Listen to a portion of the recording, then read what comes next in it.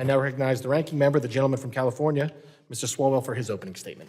I thank the chairman, and I thank you for convening us here today.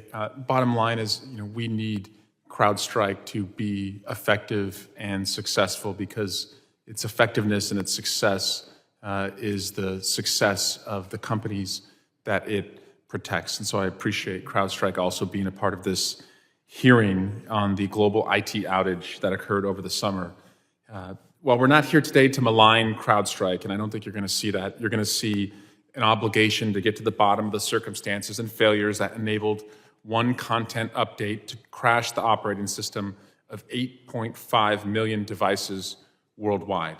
The impacts were as diverse as CrowdStrike's customer base.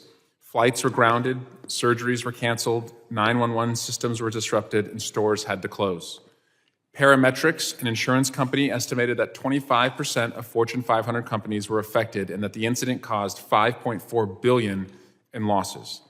Last year, for the third year in a row, CrowdStrike ranked #1 for endpoint security market share with 17.7% of the market and $8.6 billion endpoint security dollars in that market. With a market share that size, CrowdStrike must ensure its product adequately balances the need for access in an operating system against the risks that that access poses, and it must consider the lessons learned from this incident as we move forward. And with the exceptional level of access that CrowdStrike has within a customer's operating system, CrowdStrike has an obligation to employ rigorous quality assurance processes for any updates it releases, even if it is P code. We are here to determine if any of these things happened before the July 19 outage. I appreciate CrowdStrike's commitment to ensuring its customers are protected against the most novel threats, but speed cannot come at the cost of operability.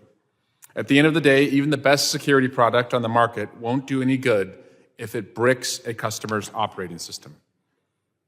And this is not the first time this has happened to a company. It's going to happen, and it will happen again. In 2007, a different security firm released a faulty update that resulted in the dreaded blue screen of death. In the aftermath, the company undertook a thorough review of what went wrong and ultimately implemented a series of changes to both its product architecture and the processes it uses to roll out updates.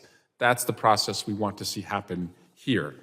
Notably, it developed a mechanism to automatically roll back an operating system to a working state when an error is detected, began releasing updates incrementally, and removed code from the operating system kernel. As we discuss the July 19 outage, I'll be interested in whether CrowdStrike considered the 2007 incident as it defined its own processes for testing and releasing updates, or defining the level of kernel access it needs to operate.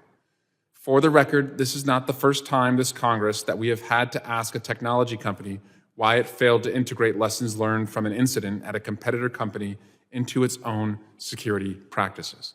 Earlier this year, the committee held a hearing on Cyber Safety Review Board report that found that a 2023 compromise of Microsoft Exchange Online could have been prevented had it adopted the security controls its competitors implemented following similar incidents that occurred nearly 15 years prior. We get better when companies cooperate, and because Microsoft came to that hearing and worked with us and CISA, and because CrowdStrike is here today and is working with us and CISA, we will get better.